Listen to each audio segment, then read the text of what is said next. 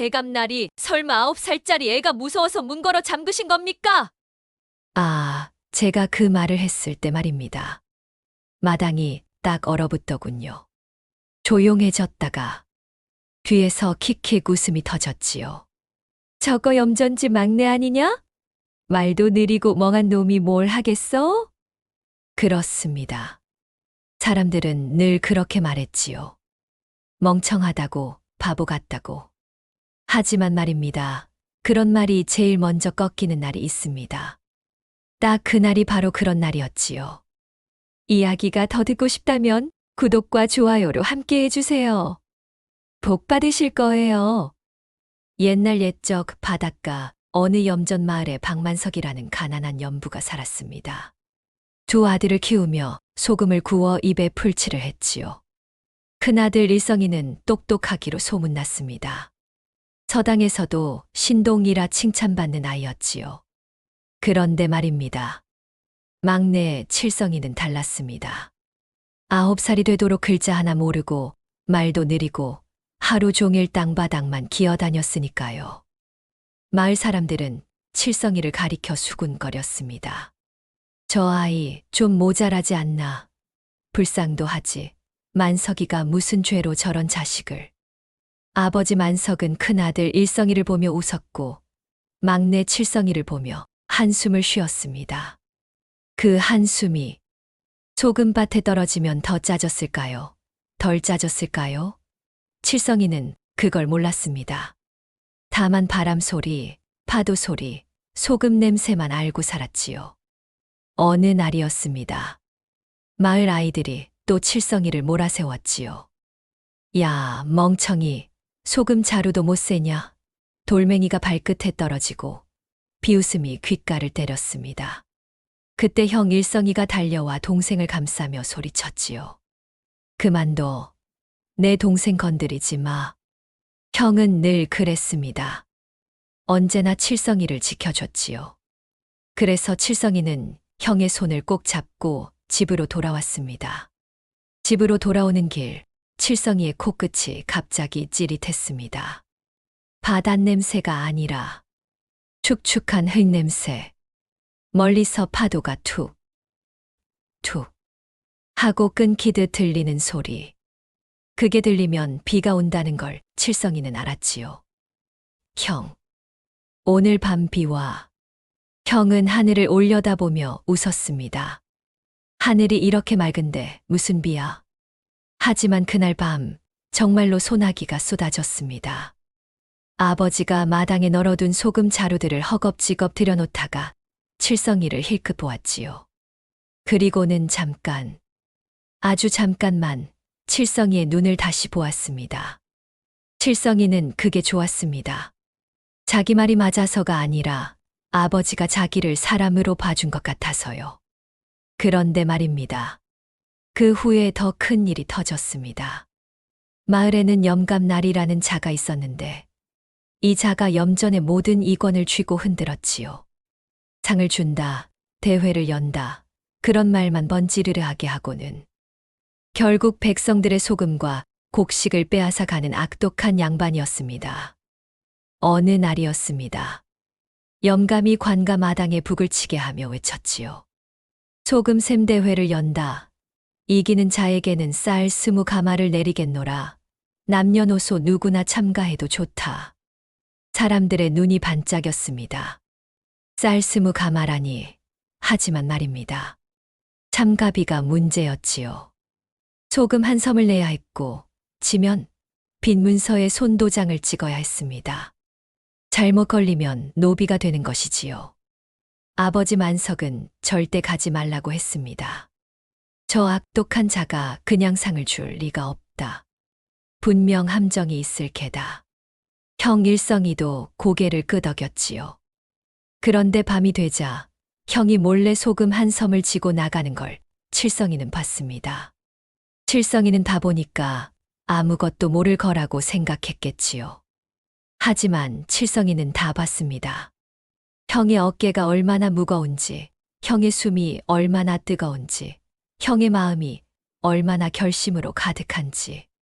그걸 칠성이는 바람처럼 느꼈지요. 형은 아버지의 고생을 끝내드리겠다고 상금을 따오겠다고 관가 마당에 섰습니다. 그리고 문제를 맞췄다고 믿었지요. 그런데 영감은 웃지도 않았습니다. 감히 내 말이 틀렸다 하느냐? 이놈이 양반을 능멸하는구나. 그 한마디로 형은 옥에 끌려갔습니다. 사람들은 눈을 피했고 아무도 나서지 못했지요. 소문을 듣고 아버지가 관가로 뛰어갔습니다. 날이 제발 아들을 풀어주시오. 무릎을 꿇고 머리를 박았지요. 하지만 영감은 차갑게 말했습니다. 감히 소리를 높여 이놈도 잡아라. 풀어주고 싶으면 쌀 50가마를 가져와라. 못 가져오면 둘 다 내 염전 노비로 삼겠다. 쌀 50가마. 하늘에서 쌀이 떨어져도 모을 수 없는 양이었습니다. 그날 밤 집에는 칠성이 혼자 남았습니다. 집이 그렇게 큰 줄 처음 알았지요. 부엌도 텅 비고 마당도 텅 비고 배도 텅 비었습니다. 하지만 칠성이는 울고만 있을 수가 없었습니다. 왜냐하면 형의 손이 아직 칠성이 손에 남아 있었으니까요. 그 따뜻함이, 그 책임이. 그때 주막에서 일하는 노주모가 칠성이를 찾아왔습니다. 평소 말이 많은 할머니였는데 그날은 목소리가 떨리더군요. 얘야, 너희 형이랑 아비가 잡혔다지. 칠성이는 할머니의 옷자락을 잡고 말했습니다. 밥 주세요. 할머니가 깜짝 놀라 물었지요. 뭐라고? 칠성이는 또박또박 다시 말했습니다. 밥 먹어야 사람 구해요. 칠성이의 목소리가 그날따라 유난히 또렷했다고 합니다. 배가 고프면 힘이 없으니까요. 힘이 없으면 한 걸음도 못 가니까요. 밥을 먹고 나서 할머니가 칠성이의 손을 꽉 잡았습니다. 그래, 가자. 오늘은 내가 당당해야 한다.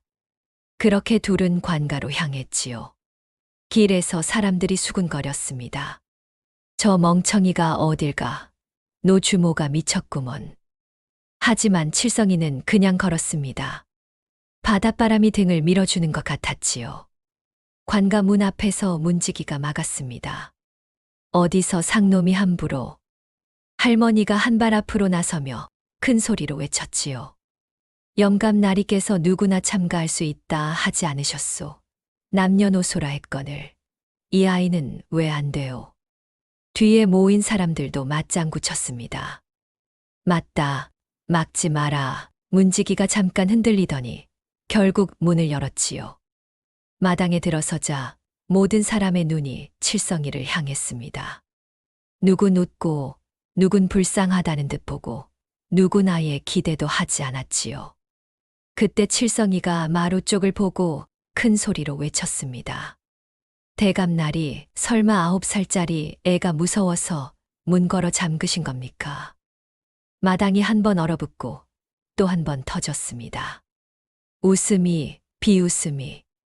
그런데 그 비웃음이 점점 칠성이의 편이 되어갔지요. 영감의 얼굴이 벌겋게 달아올랐습니다. 체면이 구겨졌으니까요. 결국 마당으로 내려왔지요. 좋다. 내가 그리 당당하면 해보거라. 못 풀면 너도 옥이다. 칠성이는 이상하게 무섭지 않았습니다. 원래 무서운 건 늘 사람들이었는데 그날은 사람들이 칠성이의 뒤에 있었으니까요. 영감이 첫 번째 문제를 냈습니다. 세상에서 가장 무거운 소금 자루가 무엇이냐? 사람들은 큰 자루요, 젖은 자루요 떠들었지요. 칠성이는 대답을 하지 않았습니다. 대신 마당 한쪽에 굴러다니는 빈 자루를 하나 집었지요.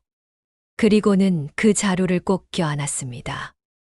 아무것도 없는 자루를 마치 무언가 가득 든 것처럼. 그리고 조용히 말했습니다. 약속이에요. 안 보여도 사람을 묶어요. 아버지와 형이 지금 묶인 것도 약속 때문이에요. 마당이 조용해졌습니다. 그 조용함이 맞다라는 소리 같았지요. 영감의 얼굴이 굳었습니다.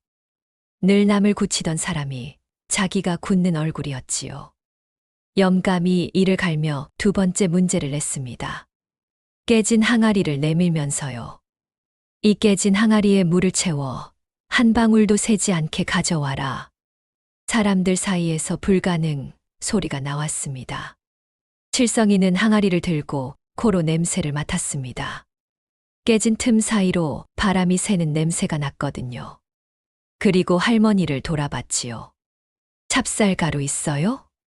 할머니가 허겁지겁 주머니에서 찹쌀가루를 꺼내줬습니다.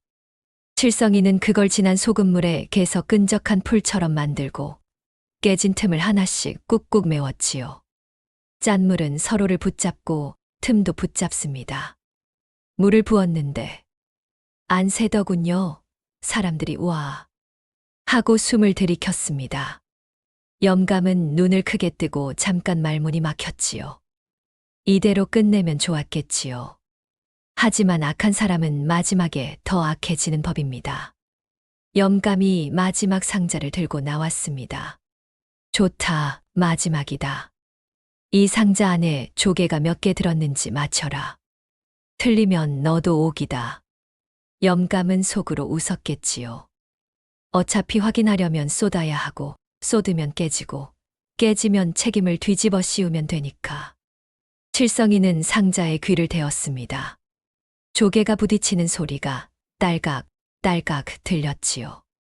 큰 조개는 소리가 낮고 둔하고 작은 조개는 높고 가볍습니다. 그 결이 달랐지요. 칠성이는 숨도 쉬지 않고 세었습니다. 그리고 말했지요. 7개요. 순간 염감이 벌떡 일어났습니다. 거짓말. 내가 직접 쏟아서 확인하겠다. 그 손이 상자를 잡는 바로 그 순간 칠성이가 딱 한마디를 던졌습니다. 대감날이 생신잔치 앞두셨지요? 그래서 뭐 생신 앞두고 조개를 땅에 쏟아 깨뜨리면 바다신이 노에서 소금이 썩는다 했어요. 염전이 한 해 내내 망한다 했어요. 그 말이 떨어지자마자 사람들이 술렁였습니다. 맞다, 금기다, 부정탄다. 할머니가 바로 받아쳤지요. 아이고 날이 조개 깨지면 부정탑니다. 염전 냄새가 변하면 어쩌시려고요. 염감의 손이 멈칫했습니다.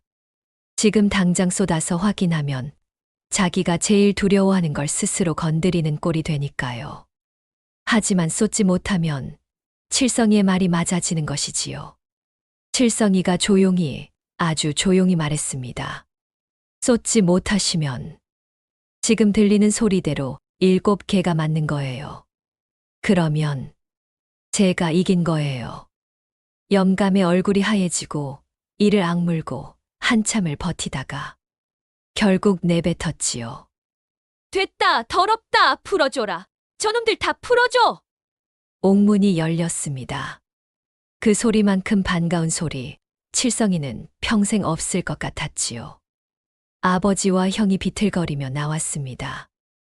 아버지는 칠성이를 보자마자 무릎이 꺾였어요. 내가 너를.